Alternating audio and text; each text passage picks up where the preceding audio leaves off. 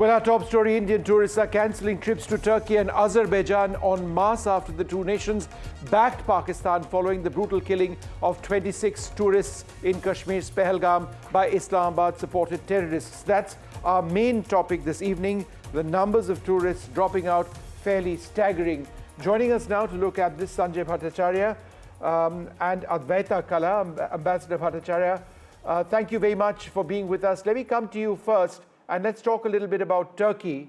Now, President Erdogan of Turkey has repeatedly supported Pakistan on Kashmir at international forums. How has this been a consistent problem for New Delhi, the relationship between Islamabad and Ankara? So, as we well know, Pakistan has received Turkey's support for several decades. And Pakistan had been the favored partner between India and Pakistan so far as Ankara was concerned. However, I think once Erdogan came into power, there was a different dynamic because he started looking at the relationship through the lens of Pakistan and through the lens of his own ambitions of expanding a certain religious content to his ties. Given that he had very little sustenance in the Arab world, which neighbors Turkey, he sought for partners in Central Asia, South Asia, Southeast Asia, and Africa. And for him, Pakistan became a very important ally in this particular exercise. Secondly, what we do see is that while Turkey's economy had grown fairly significantly in the early days of Erdogan, there were certain misgivings about its growth in the latter half of his reign. And most of the economy floundered, with the exception of the military-industrial complex. And the military-industrial complex found in Pakistan a very suitable ally as well as an export destination. And so what we do see is that the combination of religion and military brings together Erdogan towards being much more aggressive and assertive and vocal about his support for Pakistan in raising the Kashmir issue on several occasions. And in the most recent instance, after the terrible Pahalgam terrorist attack, and subsequently after Operation Sindoor, his blatant support for Pakistan in denying the terrorist link has been most unfortunate.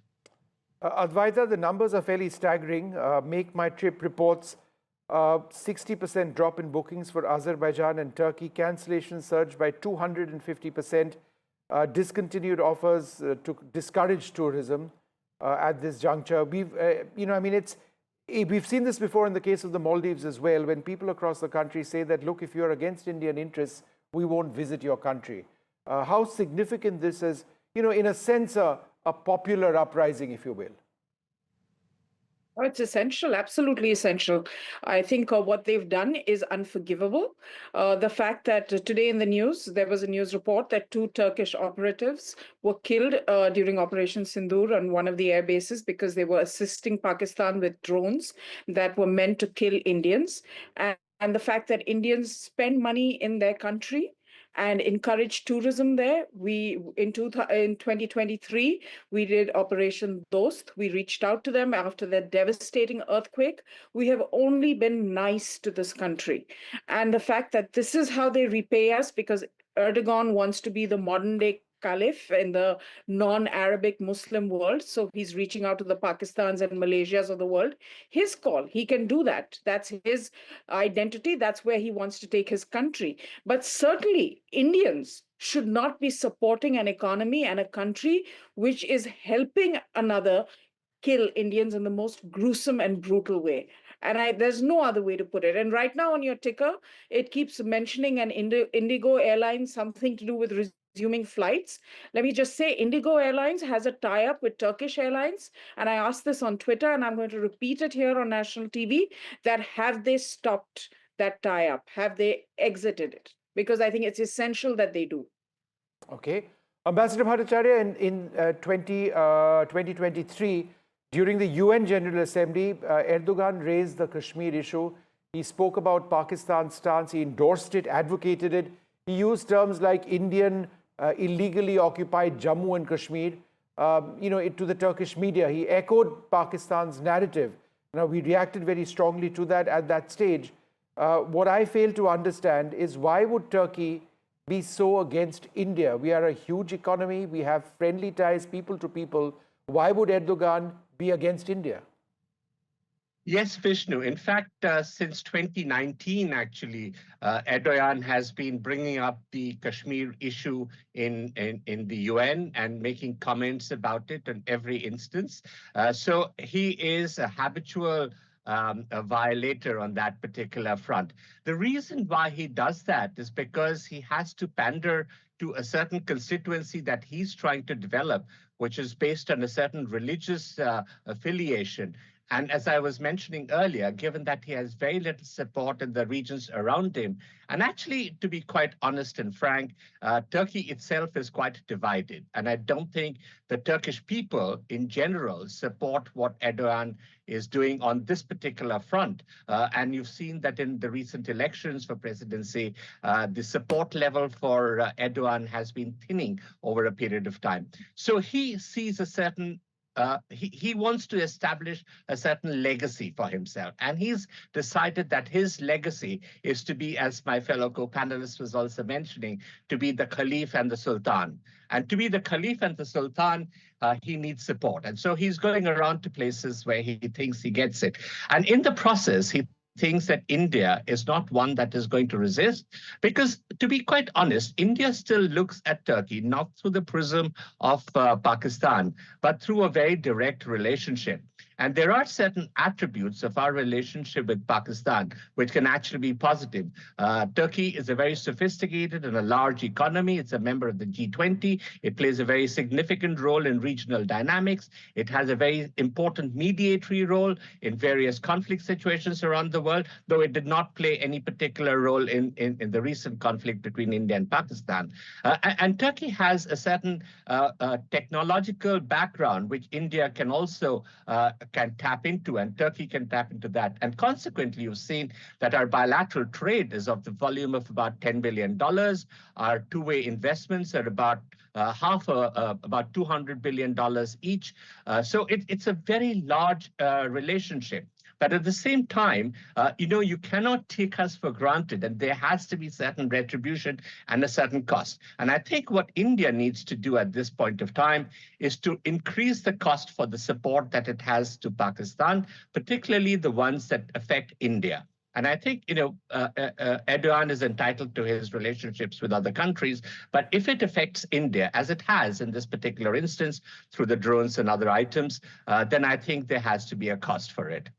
In fact, Advaita, that was my next question. The supply of drones, the fact that Turkish weapons were hitting India, 300 to 400 Turkish-made Asisgard, Songar drones were used by Pakistan in their cross-border attack. The fact that you've had Turkish warships dock in Pakistani ports in just this period. I mean, there is a very strong military relationship. I believe Pakistan's F-16s have been upgraded by Turkey as well, which has facilities for the manufacture of F-16s. Again, so they in as much as China, in a sense, perhaps to a smaller extent, they arm Pakistan, they prop up the military infrastructure of Pakistan, which directly works against us. That's the key issue here, right? Absolutely. And they're also a member of NATO. So, we have to ask the Americans as well. What is exactly going on here?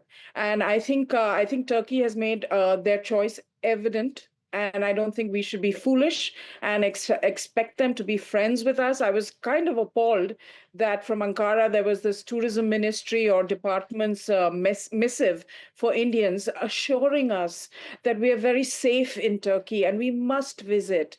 And we're like, you're killing us in our own country. How are we going to be safe in yours? And why would we want to pay money to people who will spend that money on making drones that will kill us? It's common sense. And I'm so proud that 60%, of those bookings have gone down. Vishnu, I was was one of those fools who post the earthquake and our Operation Dost and that feeling of bonhomie went in August 2023 to Istanbul and to Turkey.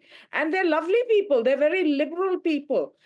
This Erdogan character, he's jailed his primary opposition leader there, and people are out on the streets protesting it. So this is a man who, as the ambassador rightly said, thinks he's a khalifa, maybe a sultan, whatever. He's trying to outlive Ataturk's legacy. I don't know what illusions of grandeur he has, but he's making the totally ridiculous decisions which should harm him economically, because we send a large number of tourists there. And let us remember, those who were killed in Pahalgam were tourists as well. We're one community as far as that experience is concerned. So in solidarity, it's imperative that we stand up and do what our military has done militarily and our diplomats will do diplomatically, but we as civil citizens have this option, and we must exercise it.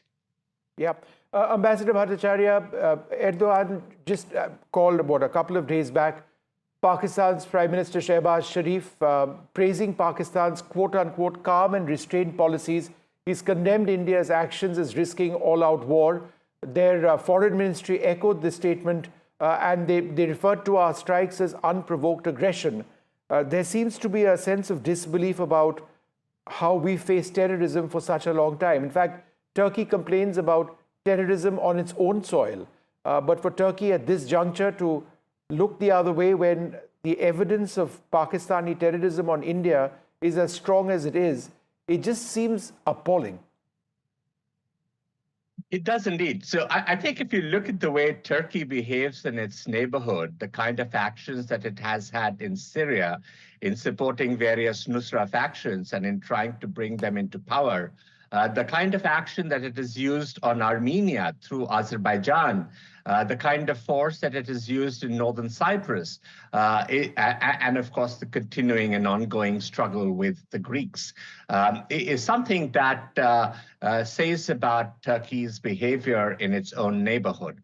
But at the same time, I think its brotherly relation, as it calls it, with Pakistan kind of compels it into a certain having to cling on to this brother in a sense that is like an embrace of death. I think essentially what is happening is that the society in Turkey has not changed as much as Mr. Erdogan has become or tried to radicalize it in the religious context. I think if we are to take action against Turkey, which we should, it should be much more focused and targeted, because there are certain aspects of our relations which go into the strategic realm. And I think they have a bearing on the kind of relations that we have with other parts of the world and the region at large. And I think while those are things that we need to continue our collaboration on, those that actually affect Turkish interests and those that have led to its relations with Pakistan, which have affected our people and our interests, should be certainly looked at and targeted for a retaliation. But Ambassador Bhattacharya, correct me if I'm wrong, there was a plan for the Indian Navy to acquire ships from Turkey, right? What happened to that? Is that proposal still on, or has that been taken off the table? Well, I think formally it has not been taken off the table, but I think we have gone in for a contract which has gone for the manufacture of these supply ships, as they were. So it was actually a tender for 4 supply ships in which the Turks had given the best bid. The Turks are very good shipbuilders and they would have done a great job. But I think the message has to go through to our possible partners. And I think we wish Turkey is a partner. And I would say overall, Turkey is a partner, even if Mr. Erdogan runs a different track at this point of time. But, in Turkey's history, Mr. Erdogan is not... No, but Ambassador, sorry to interrupt you. Let me put this more directly. If that deal for Indian Navy ships hasn't been cancelled with Turkey, shouldn't India cancel it? We are not going to be paying them, surely, for naval supply ships, right? At a time when they're supplying Pakistan. It just seems terribly incongruous. I must confess I'm not exact on the legal status, but we've gone ahead to make these ships from other sources. So I think, in effect, the so-called understanding with Turkey is no longer alive, a formal conclusion or otherwise. Ambassador, let me ask you the next question. I'll come to Advaita after that. Azerbaijan, of course, is a different story. They are backing Pakistan as well, but it's more complicated because India arms Armenia, their arch rival, right? We've sold very sophisticated weaponry, including the Akash surface-to-air missile system, to Armenia, those presumably deployed against Azerbaijan. So how does that relationship between India and Armenia potentially have an impact on the statements being made by Azerbaijan in favor of Pakistan now? So, as you know, Azerbaijan has taken it very badly when we came out in support of Armenia. And you would recall that their foreign ministry and their president had come out with very, very strong condemnations of our relationship with Armenia. But I think it is quite understandable that, given that we have a very age-old relationship with Armenia, and the kind of history that Armenia has faced in that region, and some of the ethnic issues that it still continues to face, it was quite natural that we would be supportive of the Armenian cause. Besides, I think it is quite also well established that Azerbaijan is largely a supporting country of Turkey.